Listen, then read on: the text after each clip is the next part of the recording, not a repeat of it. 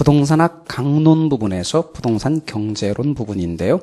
이 부동산 경제론 부분은 아주 중요합니다. 부동산 정책론 기초가 되어지는 부분이거든요. 그래서 부동산 경제론 부분은 정리를 잘 해놓으셔야 됩니다. 우선 부동산 경제론 부분과 관련해서 우리가 오늘 해야 될 부분들을 크게 다뤄보면요. 가장 첫 번째는 부동산 경제론의 기초.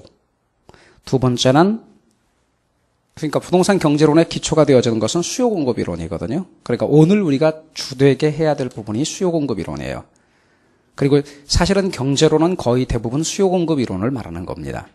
그래서 수요 공급 이론의 기초, 그리고 본격적으로 수요 공급 이론에 나가서 순서대로 수요, 공급, 균형, 탄력성 이렇게 네 가지를 이야기할 겁니다. 아주 중요한 부분이고요. 전체를 공부하는데 가장 중요한 기초가 되어지는 부분입니다. 그래서 오늘 우리가 시작해야 될 부분은 매번 이런 것을 강의를 진행해 보면 사람들이 수요 공급 이론에 들어가면 어렵다 그래요. 그리고 또 기본서로 바로 들어가면 무슨 말인지 모르겠어요. 어렵다고 막 그래요. 그래서 그것의 기초를 마련하는 거예요. 그런데 매년 이야기 제가 하지만 이 기초 강좌할 때는 사람들이 또 작년에 공부를 해봤던 분들은 안 나와 잘. 이 부분이 쉽다고 생각해서 1월달부터 해야 된다고 생각하는데 제가 그 1월달에 나오시면 그 사람들 보고 뭐라고 말씀드리냐면 꼭 11.12 강의를 들으라고 그래요. 동영상 강의를. 그거 들으시지 않으면 바로 이해하기가 쉽지 않거든요. 그런데 많은 분들이 작년에 공부했으니까 굳이 11.12 기초 강좌를 들을 필요 없다고 생각하거든요. 오늘 한번 참여해 보시면 왜 그래야 되는가를 아시게 될 겁니다. 자, 이제 어떤 질문에서부터 시작할 거냐면 우리 주신 준 자료 있잖아요. 거기에 첫 번째 그림이 나오고 그 그림과 관련해서 세 가지의 우린 질문에서부터 이야기를 시작해 갈 겁니다. 자, 어떤 질문에서부터 이야기를 시작하느냐.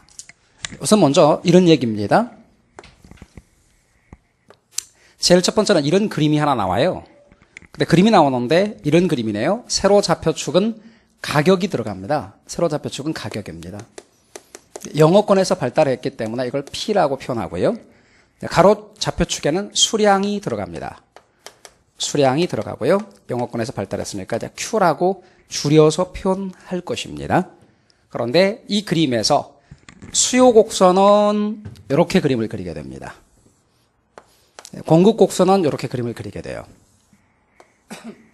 그런데 여기서 이제 수요 곡선 D는 수요를 의미합니다. 디맨드 커브라는 의미에서 수요를 가리키고요.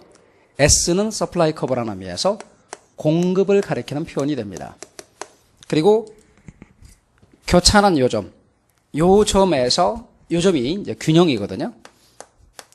균형을 나타내요. 그래서 이 점은 균형을 나타내는 점으로서 여기서 가격과 수량이 정해지게 됩니다. 그래서 가격, 수량이 정해지게 된다. 이 가격을 균형 가격이라는 말을 쓰게 돼요. 균형 가격. 그리고 이 양을 균형량이라는 말을 쓰게 됩니다. 균형 수요 공급량 그래요. 그런데 이때 여기서 우리가 이제 이야기를 해야 될 것은 이 그림은 누가 제일 처음에 이 가격 결정 원리를 누가 만들었냐면요. 마셜이라는 학자가 만들었어요. 그래서 알프레드 마셜이라는 학자가 가격 결정 원리를 제일 처음 만들었습니다. 그런데 마셜이 가격 결정 원리를 이와 같이 만들었는데 여기와 관련해서 이제 여기서부터 시작하는 거거든요. 관련해서 질문들이 들어가요. 첫 번째 질문은 우리 자료에 있습니다. 질문 첫 번째 것은 왜 세로 좌표축에는 가격을 쓰고 왜 가로 좌표축에는 수량을 쓰게 되는가 하는 질문이에요. 두 번째의 질문은 왜 좌표축상에서 1, 4분면에만 그림을 그리게 되는가? 이게 두 번째 질문이에요. 세 번째 질문은 왜 수요 곡선은 이렇게 우하향의 모양으로 그리게 되고 왜 공급 곡선은 우상향의 모양으로 그리게 되는가 하는 질문이 세 번째의 질문이에요. 그러니까 이 세 가지 질문에 답하는 과정을 가지고 기초를 이야기를 해보죠. 첫 번째 질문은 우리 자료에 있어요. 왜 세로 좌표축에는 가격을 쓰는가? 한번 제가 써보면 왜 세로 축에는 가격을 표시하고 왜 가로축에는 수량을 표시하는가? 왜 이와 같이 하는가? 이런 질문이 첫 번째의 질문이고요. 두 번째 질문은 왜? 이걸 1사분면이라 그러는데 1사분면에만 그래프를 그리는가? 왜 1사분면에 그래프를 그리는가? 이게 두 번째 질문이고요. 왜 수요 곡선의 모양은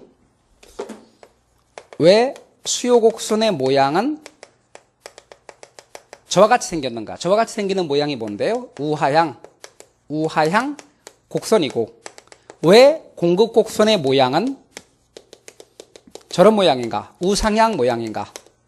자, 이런 이야기에서부터 시작하는 거죠. 그런데 저에게 강의를 들어보신 분은 아시겠지만 제가 1월 달부터는 이런 얘기 안 합니다. 바로 3월 달부터는 더더욱 안 하게 되고요. 그러니까 1월 달부터 강의를 들었거나 3월 달부터 강의를 들었던 분들한테 뭐라고 말하냐면 꼭 11, 12 기초 강좌를 들어서 책에 없는 더 기본적인 이야기부터 좀 배경을 닦아 놓으시라 이런 말씀을 드리거든요. 근데 그걸 받아들여서 하신 분들은 공부를 하시는데 큰 부담이 없는데 그렇지 않은 분들의 입장에서는 당연히 들어가는 데 있어서 어렵게 느껴진다고요. 말은 한국말인데 내용이 소련말로 들린단 말이에요. 이게 있다고요. 근데 3월 달부터는 더더욱 그럴 수밖에 없죠. 그래서 제가 이 기초 강좌는 그런 걸 염두에 두고 강의를 찍거든요. 그럼에도 불구하고 아주 말씀을 많이 드리는데도 잘 안 하세요. 또 더군다나 시험을 봐봤던 경험이 있는 분들 같은 경우는 본인들이 어느 정도는 실력이 있다고 생각하세요. 한 문제나 두 문제 차이로 안 되는 분들은 억울해서도 강의를 더 안 들으시더라고요. 그렇지만 그럴수록 더 기본 다지기부터 하셔야 돼요. 이런 기초 과정들을 하지 않으셨기 때문에 와닿지가 않는 경우가 많습니다.